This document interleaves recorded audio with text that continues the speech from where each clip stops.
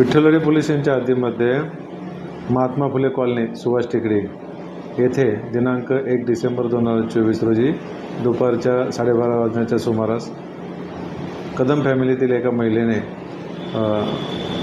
साडीने गळफास घेऊन आत्महत्या केली. परंतु त्यावेळेस ती थोडंसं वाचू शकेल अशी स्थिती होती. त्यामुळे पोलीस तिथं घटनास्थळी पोहोचले होते. त्यांनी तात्काळ आजूबाजूच्या लोकांच्या मदतीने, नातेवाईकांच्या मदतीने हॉस्पिटलला पण नेलं, परंतु दुर्दैवाने सेंट्रल हॉस्पिटलला दाखल करण्यापूर्वी त्या मयत झाल्या. त्यांच्या मुलाने प्रथमेशने दिलेल्या तक्रारीवरून महिलेचा जो धीर आहे रणजित कदम आणि इतर 2 महिला यांच्याविरुद्ध तात्काळ आत्महत्येस प्रवृत्त केल्याबद्दलचा गुन्हा दाखल केलेला आहे.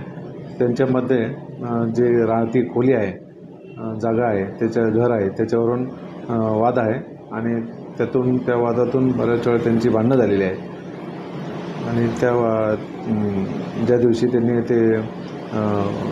घटना घडली त्या दिवशीसुद्धा सकाळी भांडण झालेलं होतं, अशी त्याची पार्श्वभूमी आहे. त्यामध्ये आपण रणजित यांना यास अटक केलेले असून इतर 2 महिला आरोपींचा शोध घेत आहे. 5 तारीखपर्यंत पोलीस कस्टडी आहे.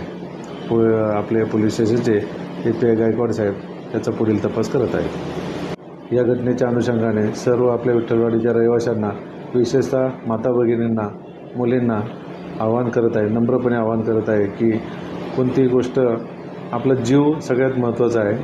त्यामुळं कोणतेही जर भांडण असेल किंवा कोणताही विषय असेल तरी आपण आपले जे नातेवाईक आहेत, ज्येष्ठ आहेत किंवा लोकप्रतिनिधी असतात, प्रतिष्ठित नागरिक असतात, यांच्याशी चर्चा करायला पाहिजे. पोलीस स्टेशनला पण लिमिटेड असते का हस्तक्षेप करणं कौटुंबिक याच्यामध्ये.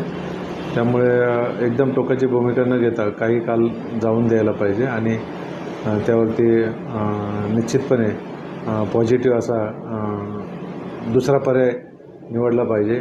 आणि जे आपले स्थानिक प्रतिनिधी असतात, लोकप्रतिनिधी, प्रतिष्ठित नागरिक, यांनाही मला सांगायचे आहे की आपण या माता भगिनी ज्यांना जास्त त्रास आहे समजतं आजूबाजूला राहणाऱ्या लोकांना, तर त्याच्यामध्ये तात्काळ पोलिसांना तुम्ही नाव न तुमचं सांगता जरी माहिती दिली तरी आम्ही त्याबाबत थोडीशी जागरूक राहून कारवाई करू शकतो.